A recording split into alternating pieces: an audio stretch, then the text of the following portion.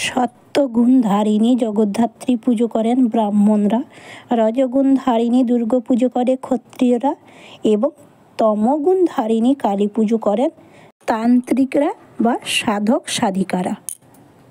মহিষাসুর বধের পরে দেবতাদের আনন্দে সীমা ছিল না, তারা আনন্দে আত্মহারা হয়েছিলেন। তারা ভেবেছিলেন দুর্গা যেহেতু তাদের সম্মিলিত শক্তির প্রকাশ, তাই অসুর বধ হয়েছে তাদের যুগ্ম শক্তিতে। ব্রহ্মার বরে সম্মান রক্ষা করতে কেবল ওই নারী দেহটি তৈরি হয়েছে। তাদের ওই গর্ব দেখে পরমেশ্বরী দেবী একটি তৃণখণ্ড অলক্ষ্যে থেকে নিক্ষেপ করলেন দেবতাদের দিকে, পরীক্ষা করতে চাইলেন তাদের শক্তিকে। ইন্দ্রদেব বজ্রের দ্বারা সেই তৃণটি ধ্বংস করতে পারলেন না, ব্যর্থ হলেন। অগ্নিদেব সেই তৃণটি দহন করতে পারলেন না, ব্যর্থ হলেন। বায়ুদেব অসমর্থ হলেন সেই তৃণকে উড়িয়ে নিয়ে যেতে। বরুণদেব শক্তিতে পারলেন না সেই তৃণটুকরোকে জলের স্রোতে ভাসিয়ে নিয়ে প্লাবিত করতে। দেবতাদের এই দুরবস্থা দেখে তাদের সামনে আবির্ভূত হলেন এক পরমা সুন্দরী চতুর্ভুজা। তিনি হলেন মাতা জগদ্ধাত্রী। জগদ্ধাত্রী এইভাবে আবির্ভূত হন দেবতাদের জ্ঞানচক্ষু উন্মীলিত করার জন্যে। বুঝিয়ে দেন তিনি এই জগতের ধারিণী শক্তি। তিনি বুঝাতে থাকেন। এই পুজোটি প্রথম প্রচলন করেছিলেন নদিয়ার রাজা কৃষ্ণচন্দ্র রায়।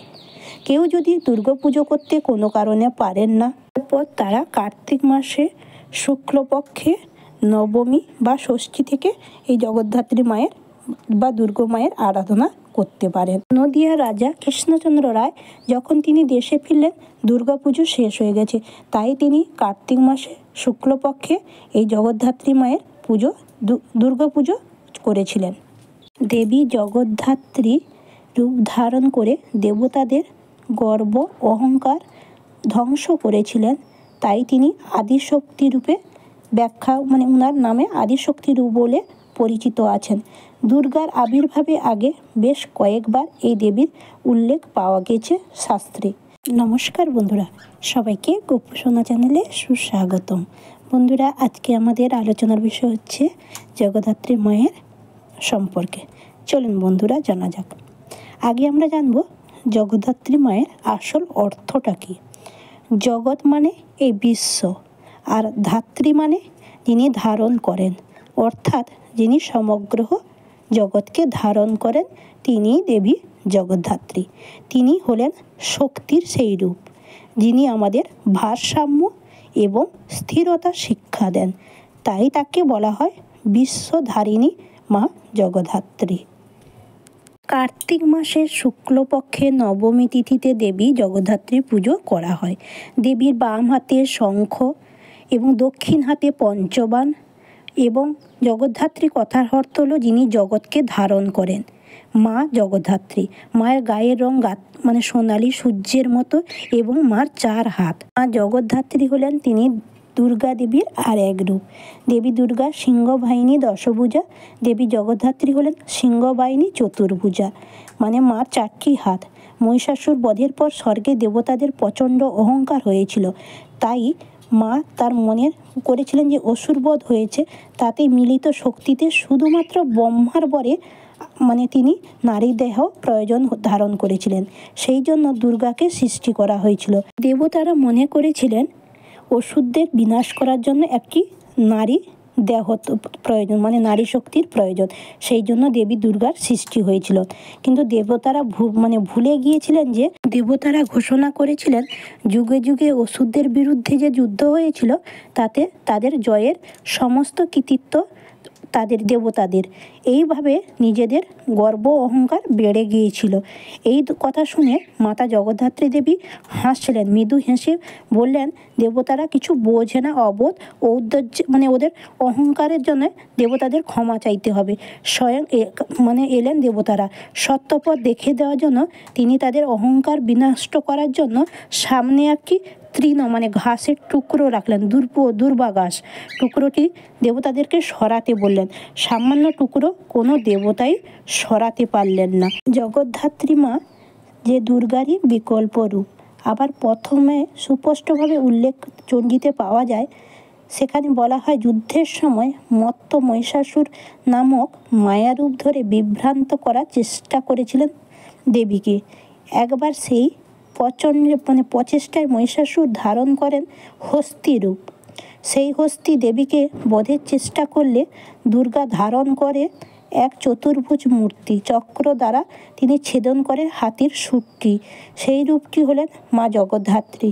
সেই জন্যই ধ্যান মন্ত্রে কোথাও উল্লেখ না থাকলেও মূর্তিরূপে আমরা দেখছি মা জগদ্ধাত্রী সিংহ বাহন এবং হস্তি মৃত শরীরের উপর দাঁড়িয়ে আছেন। কখনো বা সেই সিংহ খেলা করে হস্তির কাটা মাথা নিয়ে দাঁড়িয়ে আছেন। সংস্কৃতে হাতির একটি নাম করি, সেই অনুসারে অসুরটির নাম করিন্দ্রাসুর। তাকে বধ করেন বলে জগদ্ধাত্রী অপর নাম করিন্দ্রাসুর নিষুদিনী। এইভাবে খুব ধীরে ধীরে জগদ্ধাত্রী আদি মহিমা থেকে সরে এলাম আমরা। তিনি হচ্ছেন তাই প্রথম সূর্যের মতো গায়ের রং, অর্থাৎ দেবীর গাত্রবর্ণ কমলা। তিনি দুর্গার সঙ্গে তার সংযোগ স্থাপন অবশ্যই আছে বন্ধুরা। মায়ের আর এক রূপ হলেন জগদ্ধাত্রী। জগদ্ধাত্রী মা দেবী এই দেবতাদের গর্ব ধ্বংস করার জন্যে রূপ ধারণ করেছিলেন। তাই মায়ের আর এক নাম আদিশক্তি রূপে ব্যাখ্যা পাওয়া যায়। পুরাণে দুর্গা দেবীর আবির্ভাব আগে বেশ কয়েকবার এই দেবীর বর্ণনা পাওয়া গেছে বা উল্লেখ পাওয়া গেছে। বিষ্ণুর মায়া বা বৈষ্ণব শক্তি হিসেবেও সুপরিচিত আছে। বিষ্ণুর মতে জগদ্ধাত্রীর হাতে রয়েছেন শঙ্খ, চক্র এবং দেবী বিষ্ণু মায়ার হওয়াটাই বেশি যুক্তিযুক্ত। আবার বিষ্ণুর মতে তিনি ধারণ ও পালন করেন এই বিশ্বকে, তাই তার আরেক নাম জগদ্ধাত্রী রূপে পাওয়া গেছে চণ্ডীতে। দেবতাদের অহংকার ধ্বংস করে পূর্ণ ব্রহ্মের জ্ঞান এবং জ্ঞানদাত্রী এই দেবী হলেন দেবী জগদ্ধাত্রী, জ্ঞানদায়িনী মাতৃশক্তি জগদ্ধাত্রী। এবং আমাদের মর্ত্যলোকে এইভাবে তিনি পরম পূজনীয় হিসেবে জগদ্ধাত্রী নামে পরিচিত। কৃষ্ণনগরে রাজা কৃষ্ণচন্দ্র রাজত্বকালে তিনি পুজোটাই প্রচলন করেছিলেন। তিনি দুর্গা পুজো করতে অসমর্থন হয়ে বিকল্প জগদ্ধাত্রী মায়ের আরাধনা করেছিলেন। আবার দেবী পুজোর অসমর্থ হলে কেউ জগদ্ধাত্রী আরাধনার প্রচলন দেখা যায়। সারদা মুনির বংশেও সারদা মায়ের বংশে এইভাবে জগদ্ধাত্রী মায়ের পুজো হয়েছিল। শ্যামসুন্দরী দেবী প্রতি বছর করেন। তিনি রাত্রে স্বপ্নে নির্দেশ পেয়েছিলেন, তাই তিনি এই জগদ্ধাত্রী মায়ের পুজো করেন।